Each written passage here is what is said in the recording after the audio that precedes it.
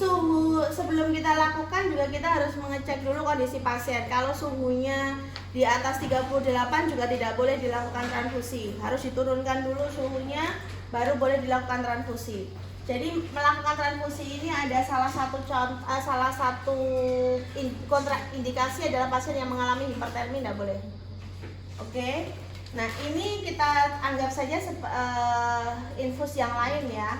Nah, kita pasang dulu cuci tangan pakai handscoon. Mohon maaf handscoon 2 SKP memori karena handscoonnya terlalu besar. Kemarin agak ribet saya pakai handscoon. Oke. Ini kita pasang dulu. Kalau mau pakai perlak juga boleh. Perlak berarti taruh di bawahnya tangan pasien. Ya, harusnya ada di sebelah sini ya, tidak di bawah ini karena biar kalian kelihatan nanti.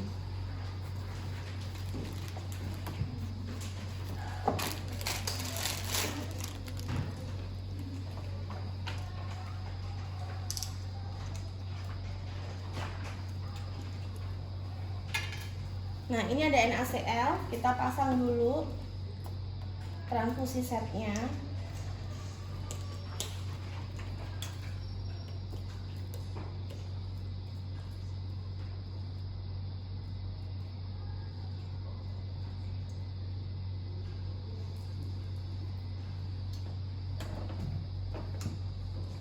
Kalau sudah, nah ini kita ganti dengan yang ada NaCl-nya.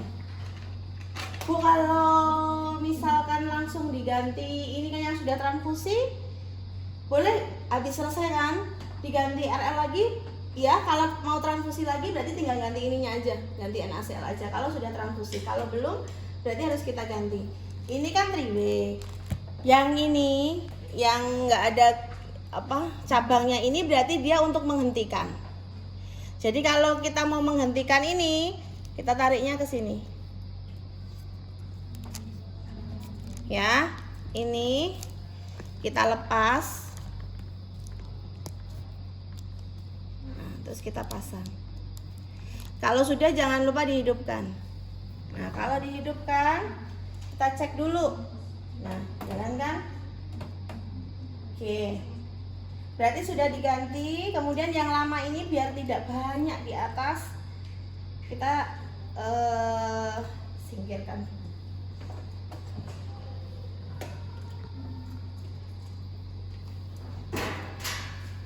Oke, berarti dia sudah terpasang transfusi set.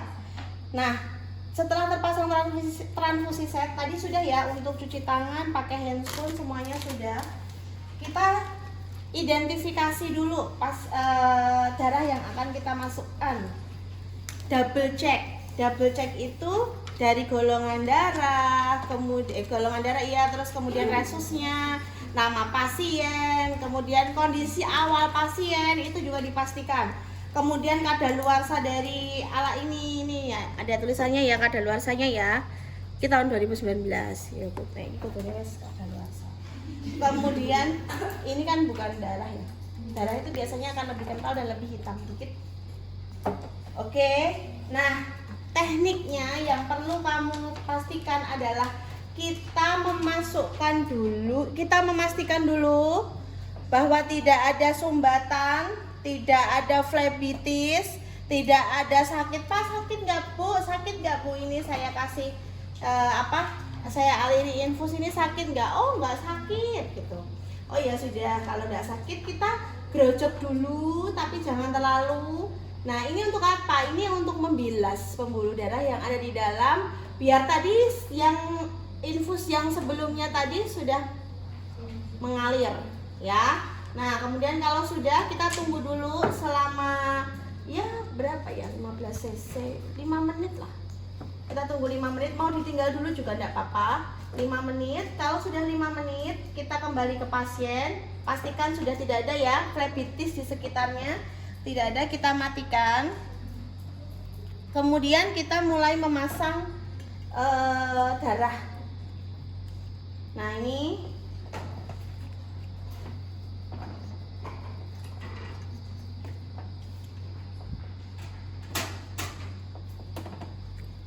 Ini harusnya posisinya begini kan? Gawe bingung. Nah ini gini. Lalu kita sobek, ya. Kemudian kita pasang. Seperti masang infus ya, Bu? Iya, sama seperti masang infus. Kemudian kita pasang di atas, ya. Kemudian kita coba untuk dialirkan. Nah, alirkannya, ya. Yang pertama adalah 20 tetes per menit dulu. Bu, ini darahnya sudah mulai saya masukkan ya, Bu. Gitu.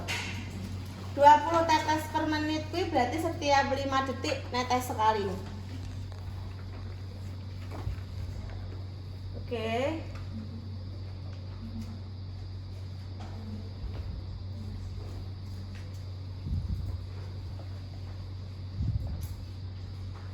Nah, baik.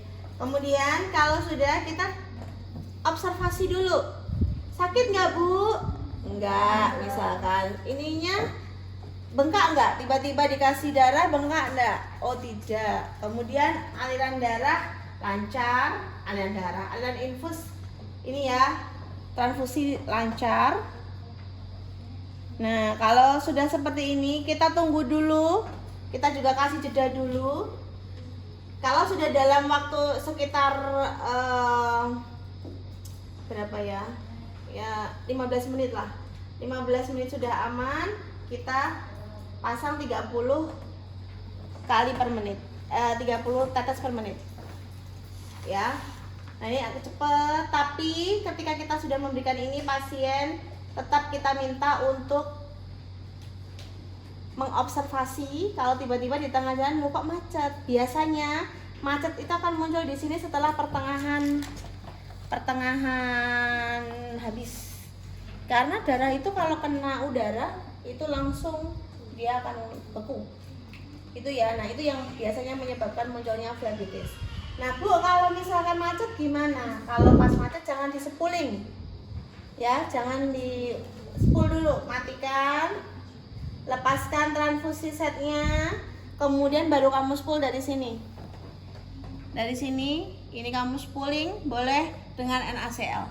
Tapi spooling pelan-pelan. Kalau ternyata dia spooling kok ternyata berat, jangan dilanjutkan. Berarti di dalam ada penyumbatan. Nah, kalau misalkan ada penyumbatan berarti apa? Dilepas dulu, pasang infus yang baru, pasang lagi transfusi. Bu, ketika saya masang di tempat yang baru berarti harus apa? Apakah langsung? Tidak. Harus dilepas dulu, mulai dulu dengan NaCl. Lah nanti pas NaCl, ini kan pasti darah tuh. Kamu nggak usah ganti yang baru, kamu tetap pakai ini. Cuman kamu ininya diganti NaCl dulu, dibilas dulu di luar, ya, baru dipasang. Jangan dibilas dulu di dalam. Jadi posisi ini langsung mau ganti NaCl, jangan. Berarti kan dia yang akan masuk duluan darahnya, ya, nggak boleh. Jadi yang harus masuk duluan adalah NaCl-nya. Jadi nanti caranya pas dilepas toh sudah ini dimatikan, terus ini diganti dengan NaCl, ini dilepas dulu. Ini posisinya dibeginikan, dilepas. Nah, terus ini posisi di NaCl digerojokin dulu sampai dia bersih, baru pasangin lagi. Ya, baru pasangin pasien lagi. Kemudian dinyalakan, NaCl masuk. Berapa menit? 5 menit. Ya, dengan kecepatan berapa? 20 ppm. Oke. Setelah itu baru darah masuk kembali. Ditulis. Darah masuk lagi jam berapa? Ya, caranya begitu. Jadi, pembuluh darah itu tidak boleh langsung masuk, tidak boleh langsung terkena darah. Yang pertama harus terkena NaCl dulu. Kalau sudah selesai, sudah habis, sama prosedurnya seperti yang pertama tadi. Habis nih kantongnya. Berarti kalau misalkan cuma dapat satu cough aja, dapat satu ini aja, berarti kamu langsung ganti dengan NaCl lagi. Jadi dibilas lagi. Nih, pakai NaCl lagi, kita bilas lagi. Ini sudah habis ya.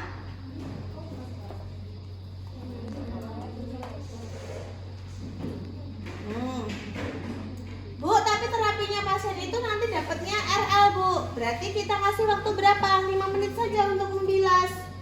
Setelah selesai 5 menit, kita kasih RL kembali. Itu boleh.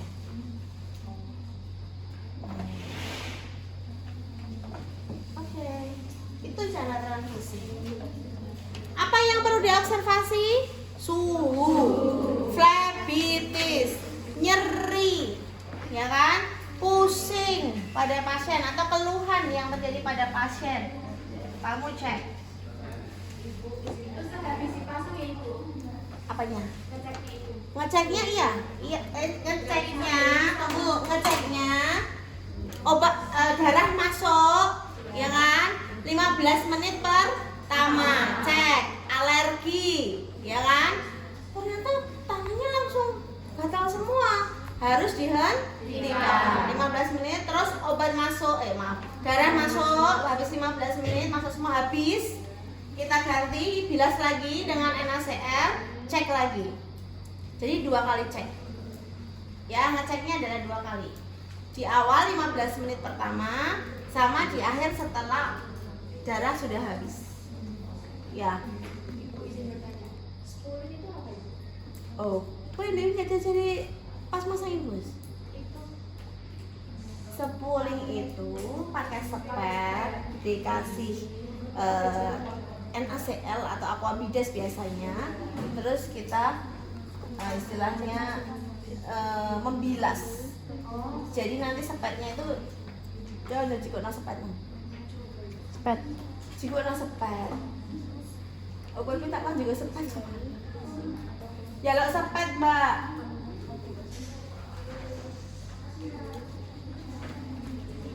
Tapi spooling tidak boleh dilakukan pada pasien dengan stroke ya.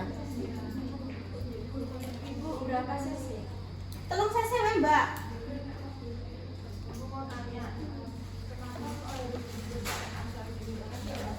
Karena NaCl ini selain dia membersihkan darah, dia juga mempertahankan tekanan osmotik yang ada di dalam tubuh. Tutupan. Hanya NaCl yang bisa, RL nggak bisa, D5 nggak bisa. Nah, sepuling itu